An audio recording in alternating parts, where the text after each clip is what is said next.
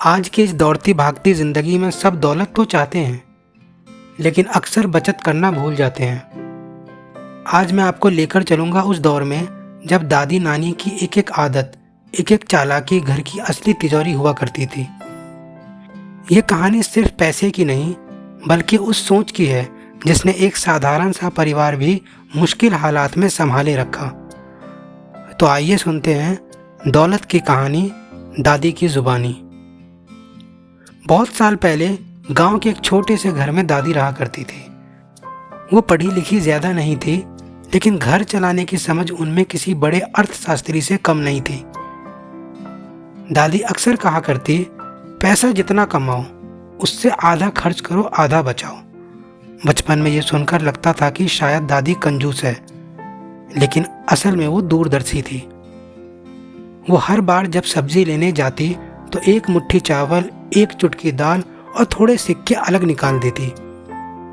पूरे महीने बाद वही छोटा छोटा हिस्सा मिलाकर इतना हो जाता कि अगले महीने की आधी ज़रूरतें पहले से पूरी हो चुकी होती। एक बार ऐसा वक्त भी आया जब दादाजी की नौकरी चली गई। घर का खर्च चलाना मुश्किल हो गया, पर तभी दादी ने एक लोहे का डिब्बा निकाला। वो डिब्बा सालों से उनके आटे के ड्रम के पीछे छुपा हुआ था। उसमें पाई पाई जोड़कर रखी गई रकम थी। उस दिन हमें समझ आया कि दादी की छोटी छोटी बचत असल में बड़े संकट का इलाज थी।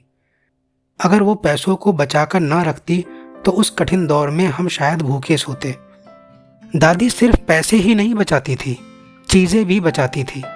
पुरानी साड़ियाँ फाड़कर उनके छोटे छोटे टुकड़ों से रजाइयाँ बनाती, पुराने डिब्बों में मसाला रखती, यहाँ तक कि टूटी हुई मिट्टी की हांडी भी पौधे लगाने के काम आ जाती। वो कहा करती, हर चीज़ में कीमत है, बस उसे पहचानने वाली नज़र चाहिए।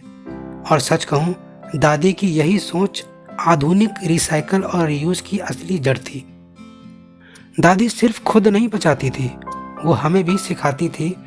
हर हफ्ते हमें 2-2 रुपया देती और कहती, ये खर्च मत करना, इसे जोड़ना। और महीने के आखिर में जब हमारी छोटी छोटी बचत मिलती तो वो हमें मिठाइयाँ दिलाकर कहती, देखो बचत से ही स्वाद है। उस वक्त हमें लगता था कि यह खेल है, लेकिन धीरे धीरे बचत आदत बन गई। समय बीता, बच्चों की शादियाँ हुई। शादी का खर्च इतना बड़ा होता है कि परिवार टूट सकता था, पर दादी ने पहले ही हर शादी के लिए अनाज की तिजोरी और सोने का छोटा बक्सा तैयार कर रखा था। जब वक्त आया तो दादी की दूरदृष्टि ने सब कुछ आसान बना दिया। वो कहती थी, शादी खुशी है, बोझ नहीं बनना चाहिए। और सच में उनकी बचत ने उस खुशी को बोझ बनने से बचा लिया। आज जब हम मोबाइल, EMI और ऑनलाइन शॉपिंग के दौर में जी रहे हैं तो दादी की बातें और भी गहरी लगती है। आज अगर हम हर महीने छोटी छोटी कटौती करें, ज़रूरी चीज़ों को प्राथमिकता दें और रीयूज़ व सेविंग की आदत डालें, तो दौलत हमारे पास सिर्फ बैंक बैलेंस के रूप में नहीं, बल्कि सुकून और सुरक्षा के रूप में भी रहेगी। तो दोस्तों, ये थी दादी की ज़ुबानी, दौलत की दास्तां। आज भले ही हमारे पास तकनीक है, बड़े बड़े बैंक हैं, ऐप्स हैं, लेकिन दौलत बचाने की असली समझ आज भी उन्हीं पुरानी आदतों में छुपी है। अगर हम भी अपनी ज़िंदगी में छोटी छोटी बचत, दूरदृष्टि और चीज़ों का सही इस्तेमाल करना सीख लें, तो यकीन मानिए आने वाली पीढ़ियां हमें भी उसी नज़र से देखेंगी जैसे हमने अपनी दादी को देखा।